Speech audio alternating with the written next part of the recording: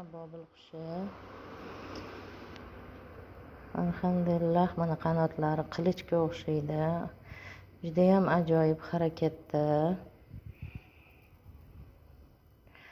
Jonlanib, mana shu 2 kundan beri уже sayrashni boshladi. Hozir ham chiyillab yotuvdi, lekin indamay jim bo'lib qo'ya qoldi videoga olayotganimda. Qanotlari uzun, ajoyib. Mana u qanaqadir yuzlarini olib qochib, men hamma gapimni tushunadi. Nima gapiryapman, nima deyapman, odamga o'xshaydi. Ovqatlanasan desa, chiyillashga tushadi. Ovqat berishda mana sirazu sezib harakatga tushadi. Mana qani ovqat. Tumshoqlari bilan qidirib qo'yadi. Mana shunaqa odak qo'lga yopishib olib, oyoqlarini olmaydi.